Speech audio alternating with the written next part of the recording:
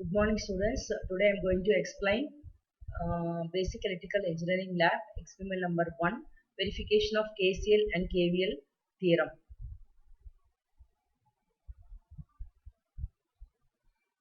Aim to verify Kirchhoff current law and Kirchhoff voltage law.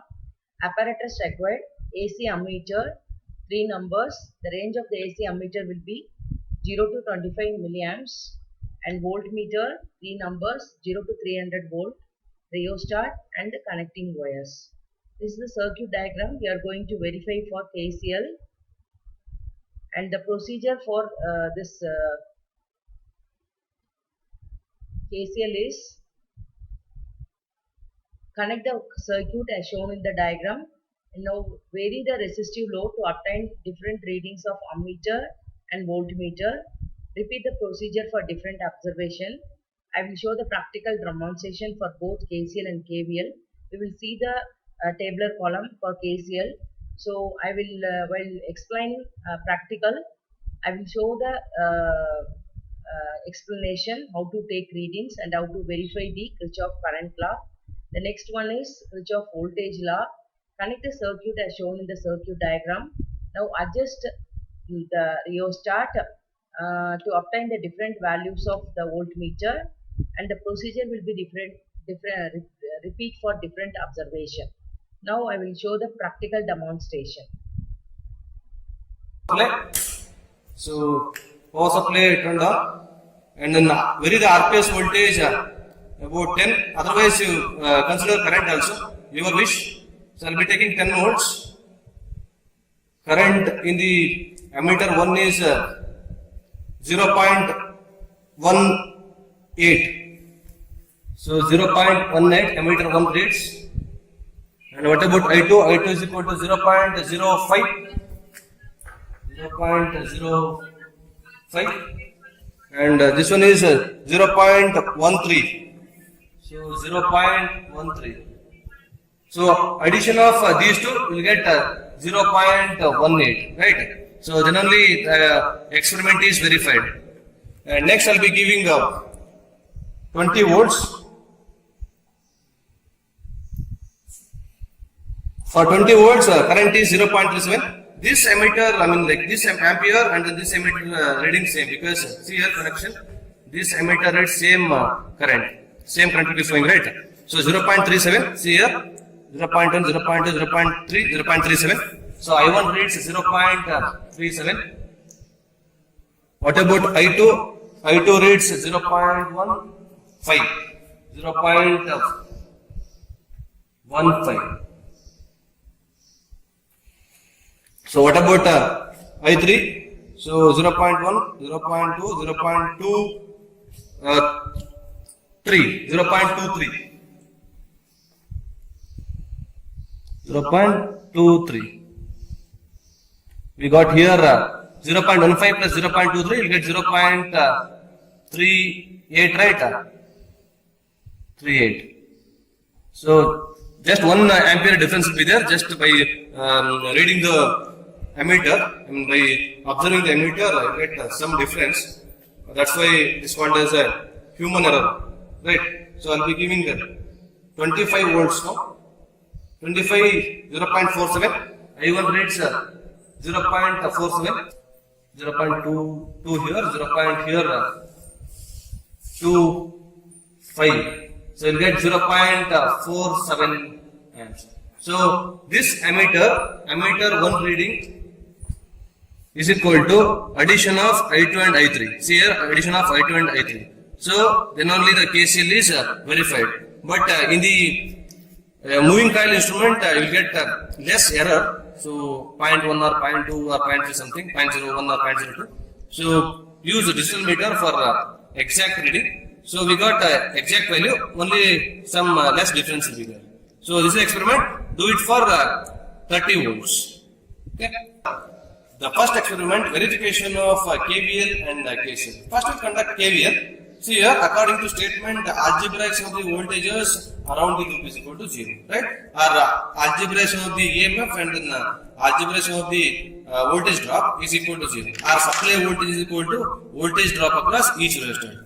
So this supply voltage is equal to sum of all the voltmeter readings, right? Then only it will verify. See, the rheostat, we have taken 50 ohm, 100 ohm, 150 ohm are connected in series, and then voltmeter connected across the each rheostat, right? See here, 3 rheostats we are using, and then 3 voltmeter. This voltmeter is for this one, and then this voltmeter is this one, and this voltmeter is for this one, right? Let's start the connection based on the circuit diagram. So see here, RPS positive to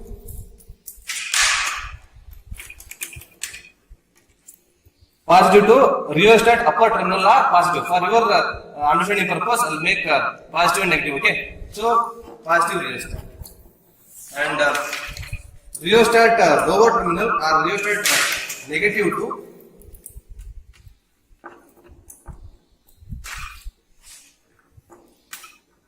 rheostat of another upper terminal or positive of another rheostat, and then another rheostat negative to another rheostat positive, right?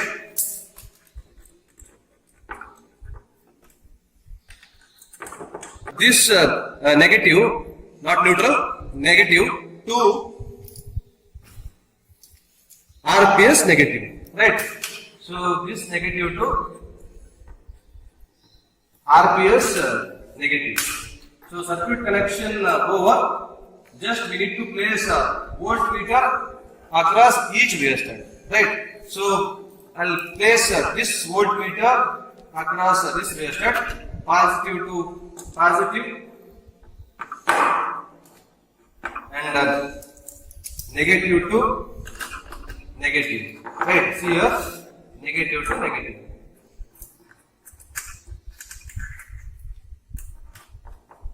And this rheostat, voltmeter positive to upper terminal or positive terminal, and voltmeter negative to negative.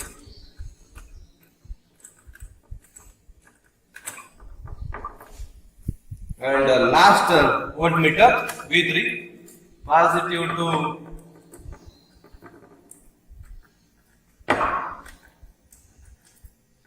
positive, negative to negative.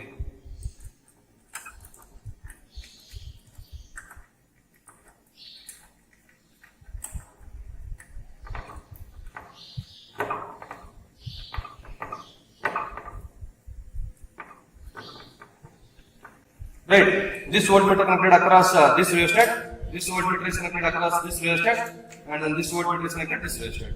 So circuit connection over, let's conduct the experiment. So before conducting, I tell you how to set rheostat value. So as per your requirement, I have kept randomly rheostat values. So how to determine rheostat values now? See here, so just I'll place here and then here I'll place. See here, we'll get 58.3 resistance value. So if you move this wiper this side, so resistance will be decreased, right? Because so the current or resistance value only here to here and then here to here. If it is wiper is in this position, more resistance. See here, this much resistance we added. If the rheostat vapor is here, definitely you will get less resistance. See, this part is added. So current will be flowing from this positive terminal to upper terminal to lower terminal. You can take any terminal. This one is positive or this one is negative, your wish. But I have taken this one is positive, this one is negative. Okay, for your understanding purpose. So let's start the experiment. I have kept randomly rheostat values. You can keep your own given values. Okay. So switch on the power supply by varying the RPS voltage 5 volts. Okay. Just to give you 5 volts. See here, this voltmeter reads 1 volts. This one voltmeter reads 1.1, and this voltmeter reads 2.8. So 1.1 and 1.1. That voltmeter reads 2.8. How much V2, V3, we will get 5 volts, right? And next I'll vary 15 volts, 10 volts I'll take, 10 volts.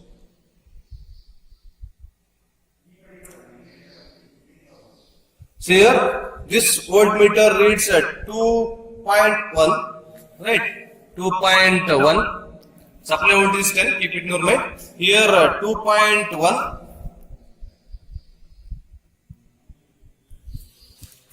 Here 5.2 something. See here 2.4. There 5.1 will take. Another reading 5.1 plus 2.4 plus 2.1 will get 2 plus 2 4 5 9 9.4 9.5 9.6 almost equal to 10, right? So just there is a errors will be present because moving coil instruments, if it is digital, we get exact value. Next we'll take another one reading for 20.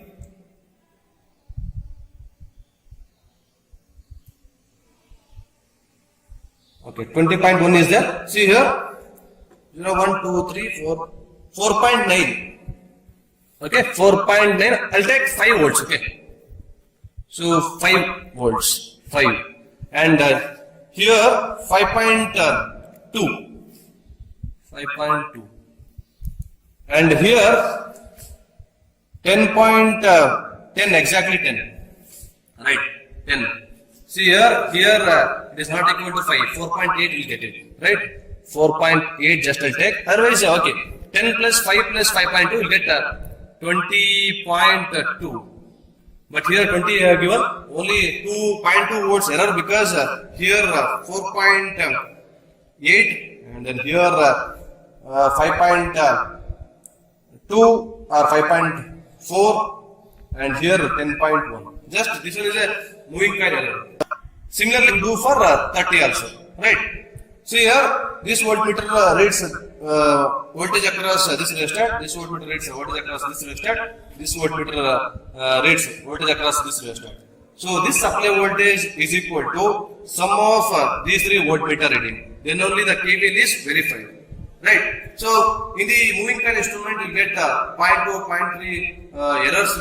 It's coming, but in the digital meters, you will not get any errors, right? So this is the experiment. At the end of the result, you write KVL experiment is verified.